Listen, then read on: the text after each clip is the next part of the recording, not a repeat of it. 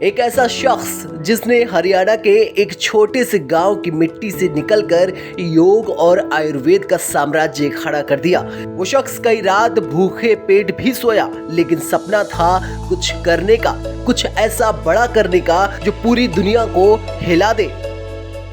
आज उसी शख्स को दुनिया बाबा रामदेव के नाम से जानती है, लेकिन सवाल ये है कि कैसे एक साधारण किसान का बेटा जिसके पास न पैसा था न रसूख, उसने अरबों की कंपनी खड़ी कर दी। कैसे योग के जरिए उसने लाखों दिलों को जीता और फिर विवादों के तूफान में भी उलझा।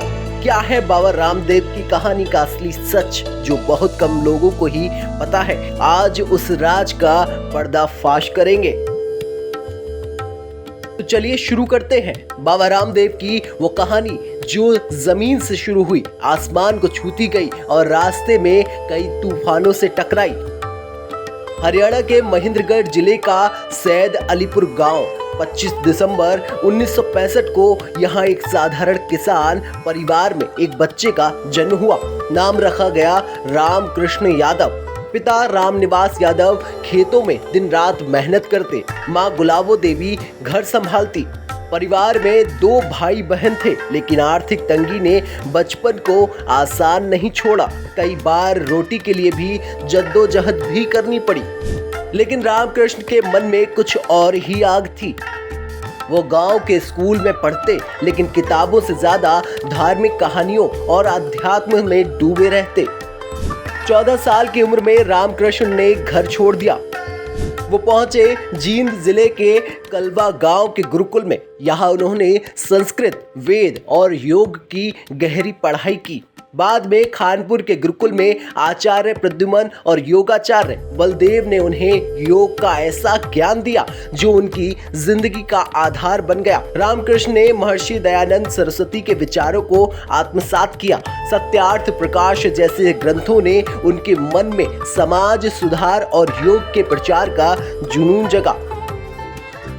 साल था 1990 का, जिसमें रामकृष्ण की मुलाकात आचार्य बालकृष्ण से हुई। दोनों की दोस्ती ने एक नया रास्ता खोला। हिमालय की गुफाओं में योग और आयुर्वेद का अध्ययन करते हुए रामकृष्ण ने संन्यास लिया और बन गए स्वामी रामदेव। लेकिन ये सिर्फ शुरुआत थी। 1994 में हरिद्वार के कृपालू बाग आश्रम में उन्होंने और बालकृष्ण ने मिलकर दिव्य योग मंदिर ट्रस्ट बनाया। यहीं से शुरू हुआ वो सफर जो उन्हें योग गुरु से बिजनेस टाइकून तक ले गया। साल 2003 में आस्था टीवी ने रामदेव को मौका दिया। उनका प्राणायाम प्रोग्राम भस्त्रिका, कपालभाति, अनुलोम विलोम घर घर में हिट हो गया। उनकी सादगी और देसी अंदाज ने लोगों को बांध लिया। सुबह सुबह लाखों लोग टीवी के सामने बैठकर योग करने लगे। - 2006 में पतंजलि आयुर्वेद लिमिटेड की स्थापना हुई। शहद से लेकर बिस्किट, साबुन से लेकर दवाइयां, पतंजलि ने हर चीज पर अपनी छाप छोड़ी। आज पतंजलि का टर्नओवर हजारों करोड़ में है, लेकिन ये ऊंचाई इतनी आसान नहीं थी।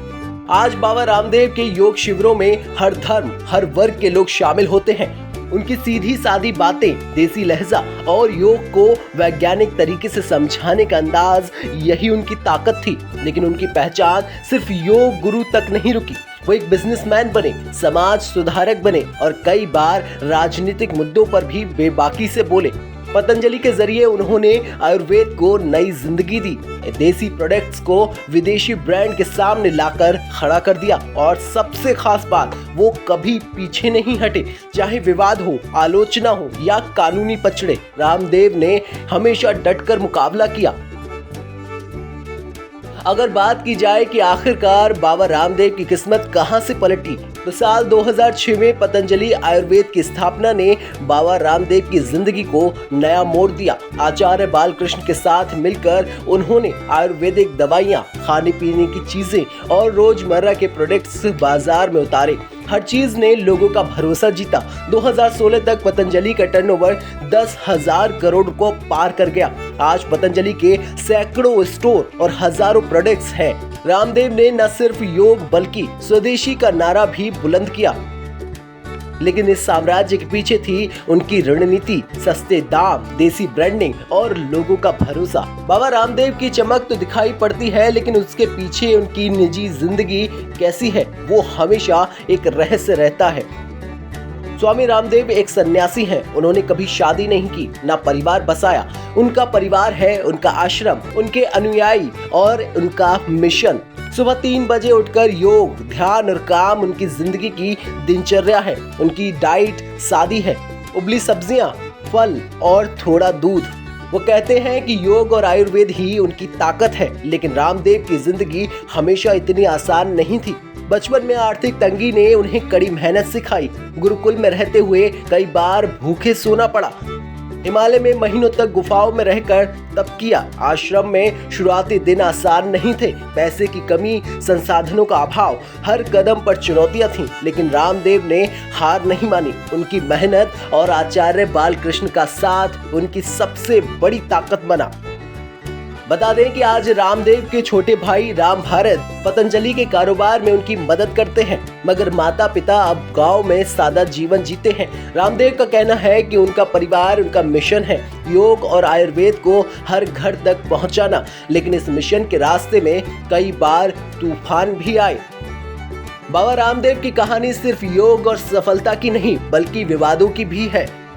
2021 में पतंजलि की कोरोनिल दवा ने सुर्खियां बटोरी। रामदेव ने दावा किया कि ये कोविड-19 का इलाज है, लेकिन भारतीय मेडिकल एसोसिएशन और वैज्ञानिकों ने इस दावे पर सवाल उठाए।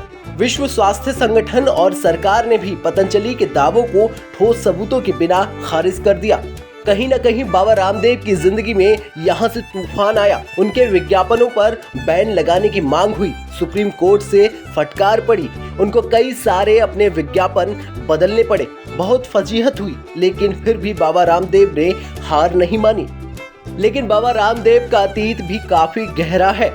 दिल्ली में रामलीला मैदान में भ्रष्टाचार और काले धन के खिलाफ अनशन के दौरान पुलिस ने आधी रात को उनके शिविर पर कार्रवाई की थी। रामदेव को गिरफ्तार किया गया। इस घटना ने उन्हें राजनीतिक विवादों में लाकर खड़ा कर दिया था। और तो और पतंजलि के प्रोडक्ट्स पर भी कई बार सवाल उठे। 2017 में खाद्य सुरक्षा और मानक प्राधिकरण ने पतंजलि के कुछ प्रोडक्ट्स की गुणवत्ता पर सवाल उठाए। 2023 में सुप्रीम कोर्ट ने पतंजलि के भ्रामक विज्ञापनों पर नोटिस जारी किया। रामदेव ने हमेशा इन विवादों का जवाब दिया। तो इन विवादों की वजह क्या थी? रामदेव की बेबाकी, उनके बड़े बड़े दावे और पतंजलि का तेजी से बढ़ता कारोबार। कई विशेषज्ञों का मानना है कि रामदेव के दावे वैज्ञानिक सबूतों के बिना थे, जिससे वैज्ञानिक समुदाय नाराज हुआ।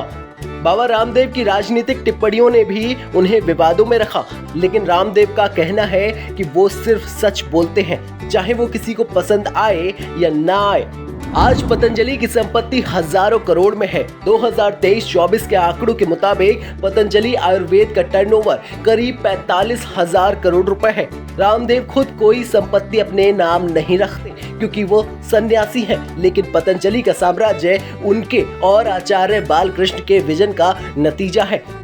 बालकृष्ण के पास कंपनी की 94% हिस्सेदारी है और उनकी निजी संपत्ति करीब 1500 करोड़ रुपए आंकी जाती है। वहीं रामदेव का परिवार आज भी सादगी से जीता है। उनके माता पिता गांव में रहते हैं।